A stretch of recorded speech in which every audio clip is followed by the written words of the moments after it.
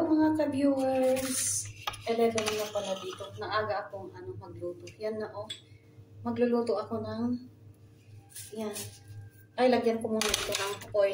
Lagyan ko muna ito ng oil. Konti lang. Para maigisa natin yung ito Yan na garlic. At saka yung garlic. Yan. Yung ginger. Saka yung laurel. Sibuyas. Asin, salt, at saka yung 7 spices, at saka yung karni. Yan Kasi ang lulutuin ko ay, yan hindi ko pa, ilang kilo to, 2 kilo mahigit. Yan yung bagyo beans. Yan ganyan. Hindi ko pa na slice. Yan, kaya yan muna ang karni ang uunahin ko para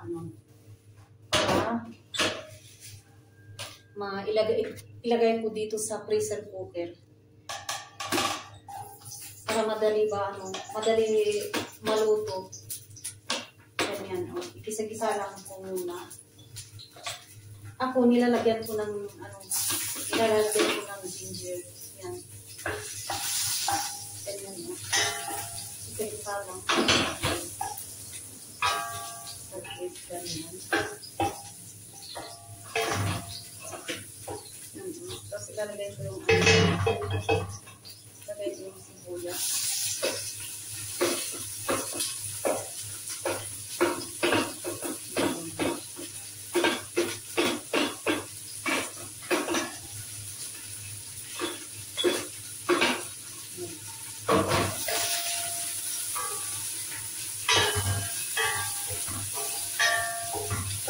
Ganun lang, metos lang muna. Sa labas sana ako magluluto kasi meron naman din oven doon. Pero dito na lang kasi nilalagay ko yung phone ko dito sa sink. Dyan sa lababo. Pero kasi sa labas, kahit may handle ako yan, stick na pang ilang beses na nahulog yung phone ko. Nandito guys. Kaya yan At saka, lagay ko na itong karni. Ito yung bongsit, lagay ko na. Yan.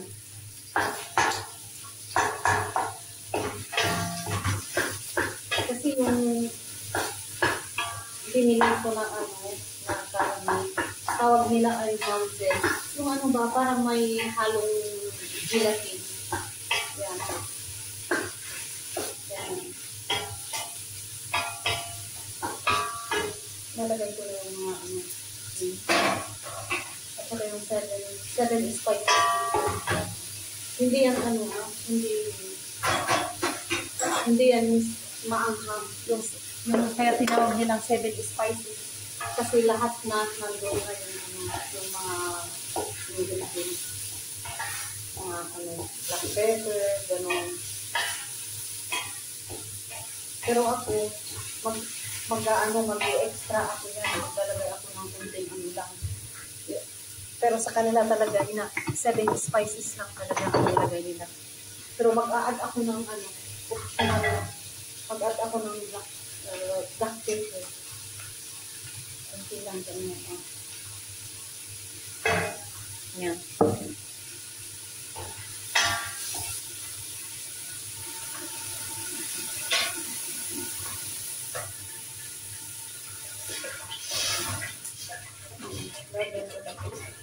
Ayan, kumapsin.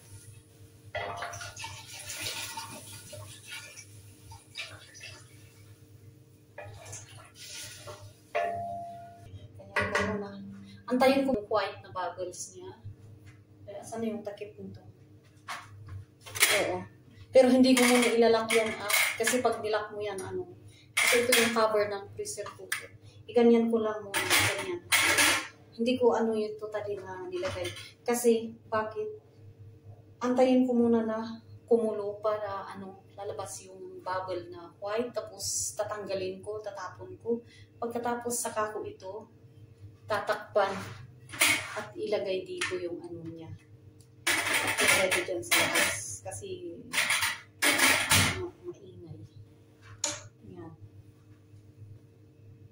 Mga viewers, diba yan na umaalingasaw na. Yan, mint na umano na, di ba? Nag-umpisa na lalabas dito yung, yung ba yan?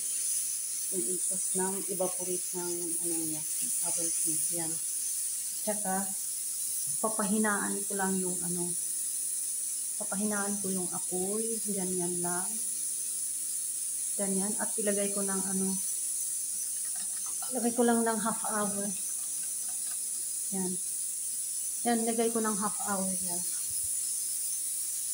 Hello mga ka-viewers, ito na ho, kakain na ako. Luto na yung yung niluto ko na Baguio beans na fresh. Yan na tapos yung rice na may vermicelli, yan na ilagyan ko ng kunting kasi pinicture ko. Ito na Nag-ano pala ako nakalimutan ko na anuhan sa video. Naglagay din ako ng kamatis. Yan na Yan.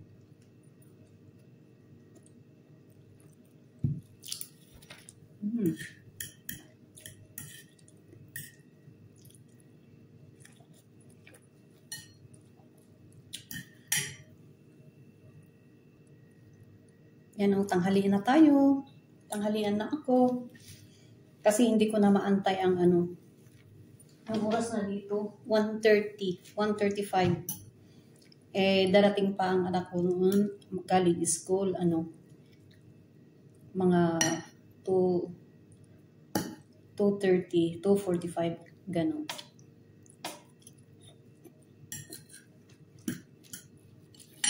Kaya nauna muna akong kumain. Dalawahin ko kasi naglagay ako ng sauce. Ganyan.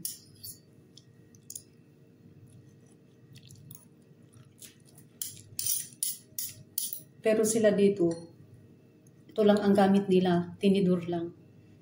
Shawty lang ang tawag nila dito. Yan lang ang gamit nila. Pag gumamit lang sila ng ganyan, ng spoon, pag may sabaw, ganyan. Pero ako, dalawa ang ginamit ko kasi nilagyan ko ng sauce. Ito naman tinidor, hindi mo naman yung madakot yung sauce. Yan.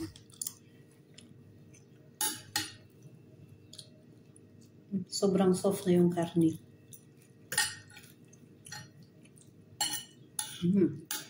Alam nyo, may ipapakita lang ako. Ito yung nugasan ko kahapon na mint. Yan fresh mint. Pag kumakain sila, kahit vegetable pa rin ang pagkain nila. Ganyan. Kinakain pa rin nila. At saka ito din yung ito din yung fresh na rukka. Inugasan ko din yan lang kahapon. Ito kain nila. At ito naman yung za'atar, yung fresh. Yan Ito yung fresh na za'atar. Sobrang ito. Pero meron za'atar din dito na dry. Yan nandyan. Pang sunmix yan. Pero lahat ito, ito mapait ito. Gaya ng palaya ito. Ganyan ang iba ang iba. Kasi sa lahat naman sa bahay, hindi naman pare-parehas ang style mo kung ano gusto mong likain. Ganyan mo.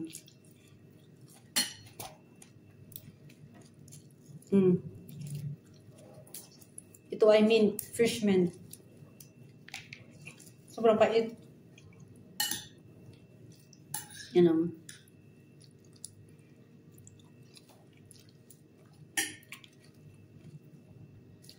Ito naman yung rukka. Katumbas ng ampalaya. Masarap.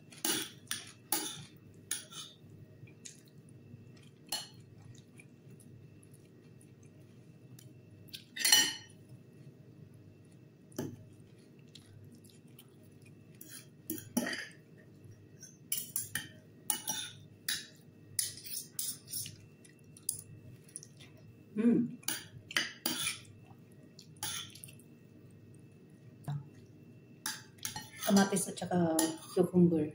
Lalo pag yan mo sa cheese. Depende kung ang cheese ang gamitin mo.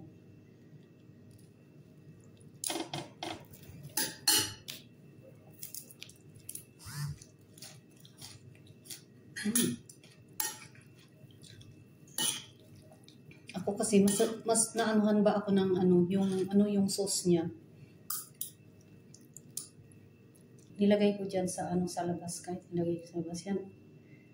Apricot. Yan na.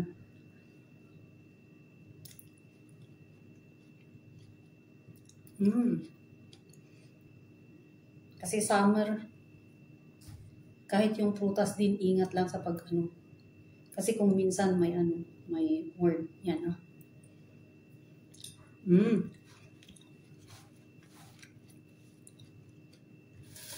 Sweet pala yun, prutas. At meron lang akong reflex. Kakain ako nitong Lebanese halawa. Yan Alam niyo ito yung pampataba. Kaya tingnan niyo lumalaki na yung muscle ko, lalo na kung tumataba. At saka ito yung brown bread, hinati ko. Kasi nga kumain ako ng kanin, hindi masyadong marami. Kaya konti lang. Yan enough ko. Paulit ko dito sa sa plastic yan. Tapos ang gagawin natin, ito yung banana na yan diba, overripe. Kaya ang ginawa ko, hindi naman masyadong overripe. Ang ginawa ko, nilagay ko sa ref at yung kitchen towel. Special ito yung mga towel na ito. Pag naghugas ako ng mga prutas o vegetable, ito ang pinangano ko. Yan, kukuha ako ng isa dyan. Ito pa di ba? Yan. Ang daming banana. Kasi madali lang kainin kasi yung mga bata ang banana. Yan 3. 1, 2, 3. 3 ganyan di ba? Ganyan. Kasi lalo pag summer ngayon, mabilis lang ba yun? Ma-ripe. Mahinog. Yan. Kaya, yan, pag ganyan din yan, malapit na malambot lahat. Ilalagay ko dito sa towel at ilalagay ko sa refrigerator. Ay, sa ref. Lagay ko sa ref. At saka bubuksan natin kasi mag-dessert ako. Ito, buksan natin yung binuksan ko. Diba? Yan Yan yung banana. Diba? Walang siya. Yun lagay ko dito sa aking sandwich. Yan Ganon. Tapos ito yung halawa. Halawa tawag nila dito. Yan Alam niyo ito, sobrang sweet ito. Kaya ako, yan ganyan lang ang ilagay ko. Tapos i-spread ko na yan. Kasi pag araw-araw, hindi ito, alam niyo ito, matagal na ito Hindi, basta yung okay lang yung expired niya. Na hindi lang, wag lang expired. Ganyan i-spread ko ganyan. Tapos sobrang sarap. Yan Yan. Yan. Tapos i-roll ko ganyan. I-roll ko. Ganyan. Ito na. Uy, natapon yung yung halawa. Yan.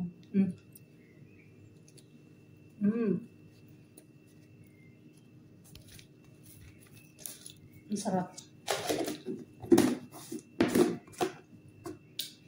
Pero may mga brand din na mas masarap. Meron din mix na nuts ang niya dyan sa sa loob.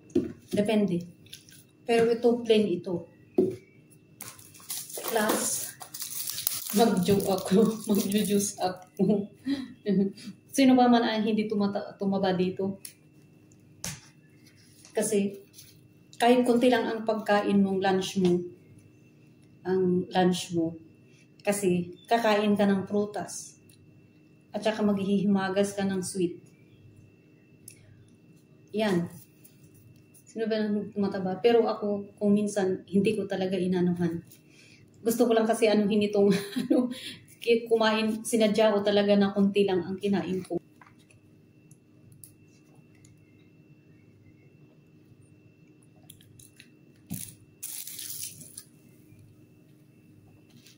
Tapos kukunin ko yung mga sampay ko. Naglagay pa ako sa sa machine. Paandarin ko sana dumating ang ilaw na naman. Electricity. 5 minutes lang brown out agad. Itong gamit namin, generator.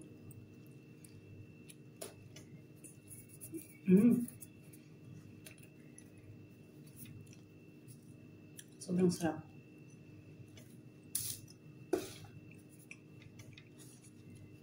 Kaya, maraming salamat sa panonood, mga ka-viewers. Thank you for watching. Bye-bye.